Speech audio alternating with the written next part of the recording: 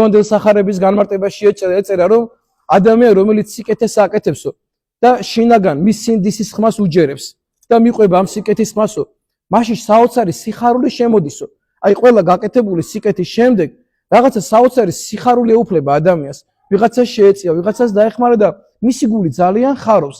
და რაღაცა შინაგანი ბედნიერების განცდა აქვს ადამიანს. და შინაგანად ძალიან ბედნიერდება ადამიანი ნებისმიერი სიკეთის გაკეთების შემდეგ. და ესევე ადამიანი როცა ცოდვაში ჩადის, არ რაღაცა სიბოლოთე ჩადის, იმ წუთშივე მისი გული ნადგურდება. იმ წუთშივე გზნობს, რომ რაღაცა საშინელება ჩაედინა, სახე უწილდება, რცხვენია, ვეღარ უყურებს მეორე ადამიანს, სიცხვილის გზნობა ემართება უკვე, საშინელის აქვს, სანამ ადამიანში ეს სინდისია ჯერ კიდევ. და ადამიანი ამ სინდისს არ ჩაკლავს და არ განადგურებს, ჯერ კიდევ ამაზე წუხილი აქვს. და მე გარბის მოძღვართან ეუბნება, რომ მამაო, გეხვეწები, შემინდე, რაღაცა ძალიან არასწორად ვიქცევი, მაპატიე, მამაო, რაღაცა აი არ ვიცი რამჭის ეს, აი ვერ საკუთარ თავს. ამდენი ცუდი აზრი, ამდენი ბილწი აზრი, ამდენი განკითხვი, საიდან მომდის, არ ვიცი, იცი როგორ არ მინდა, მამაო, ამის შადენა ძალიან არ მინდა ეს ყველაფერი, მაგრამ ვერ თავს, გეხვეწები, ჩემთვის ილოცვე მოძღვაროთ, გეხვეწები, დამეხმარე, რომ ამ ყველაფრისგან განთავისუფლდე, რომ მე წმინდა და მართალი ცხოვრება მინდა. მე იმიტომ მოვედი ეკლესიაში, რომ ჩემი სული გადამერჩინა, სული სარკეში ჩამეხედა, ჩემი მანკიერებები და ჩემი ცუდი მხარე აღმომეჩინა და ეს ყველაფერი გავამესწორებინა. ამიტომ ვარ ეკლესიაში. ამიტომ ვედი ამ წიაღში. მინდა ღმერთო შენ შეგიმეცნო. მინდა ღმერთო შენ გაგიცნო თელი არსებით. მინდა შენი სიკეთეები გავიცნო. მინდა რომ შენი სიკეთეების თანამონაწილე გავხდე მეც. მე მინდა რომ შენ წიაღში ვიყო ღმერთო. შენ დაგიახლოვო ღმერთო ჩემი ცხოვრება.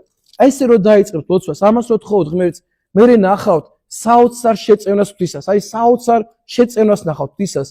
ისეთი ბედნიერები იქნებით ყოველდღე. რო გატკენენ, მაშინაც კი ბედნიერები იქნებით. აი წარმოიდგინეთ, ხო როგორი თუ რამეს გეუბნებით, მაგრამ როდესაც ცხოვრებაში ყველაზე მძიმე განსაწელი შეხვდება, ყველაზე მძიმე განსაწელი. ეგეთი განსაწელი შეხვდება, მაშინაც კი შეძლებთ ღმერთს მადლობა გადაუხადოთ. მაშინაც კი ამას შეძლებთ. როგორც იობმა შეძლო ეს. როგორც იობმა შეძლო ღმერთს საყვედური ერთი წამითაც არ უთხრა, პირიქით ყველა მისი განსაწელის შემდეგ კიდევ უფრო მადლობდა ღმერთს, იმიტომ რომ მას ღმერთი ყავდა გულში. მან ღვთის სიკეთეები იცოდა, ის ღმერთს მთელი არსებით იცნობდა.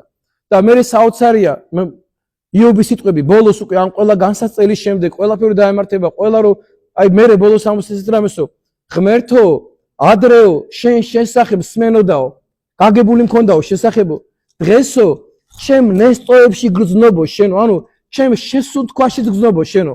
ანუ შენ შესახებ კი არ ვიციო, მთელი არსებით ჩემში ხარო შენ უკვე, მთელი არსებით შემეცნებული მყავხარო შენ ღმერთო.